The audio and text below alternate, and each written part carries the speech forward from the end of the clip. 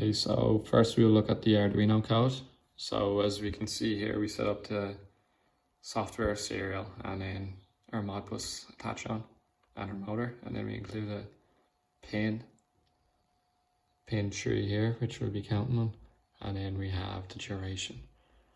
Then we have what we do here to set up the slave, which is our enum function, and we add all PWM and what we can be using, such as registers, sizes, and errors. Then after that, we set up our holding registers here so that we can communicate between the PLC and the Arduino.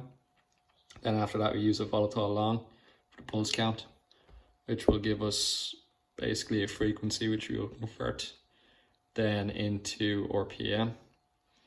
Then we start to find our pins for the MAX 485, which we will use as Modbus to communicate to the PLC from the Arduino side.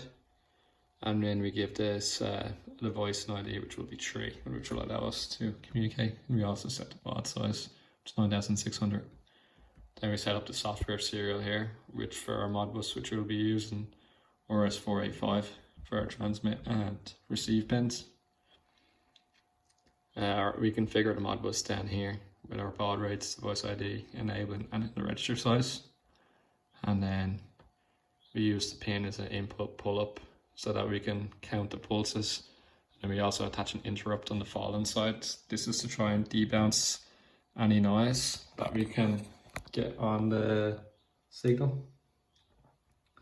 Then we also have a few other pin modes here, which is included with Modbus, and the motor here, which we'll use as an output, and then we set up the serial. We also set up a error count then and the RPM as variables.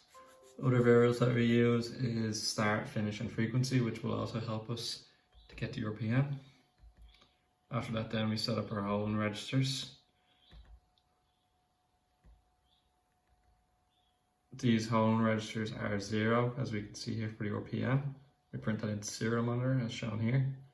And then the other one is for holding register 1, which is the PWM. So 0 is what we read from our sensor, and 1 is what the PLC is setting speed to be from PWM standards. We also have a counter here, which will give us a delay in between counts so that we can balance out the RPM so we know we're getting an accurate measurement. And then our on pulse here is our counter, which will give us how much time has elapsed with feedback. And then we have that all here in our serial monitor. So this is the code that's been running through the Arduino.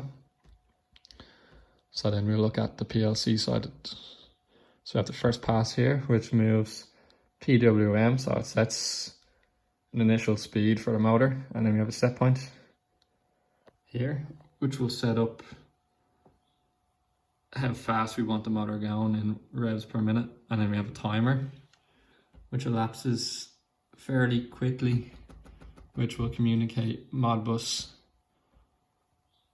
over Modbus to the PLC and to the Arduino. So we have a read and write. And then we jump to our next subroutine, which is going to be our control subroutine. So on this, we scan what the sensor is giving us an RPM, and we use a timer then. And based on the reading, which we have in here, we get an error. And then we shut off that to allow the error to be either increase or decrease the speed. So if the error is greater, then we need to lower the speed, and then if it's greater, we need to higher the speed.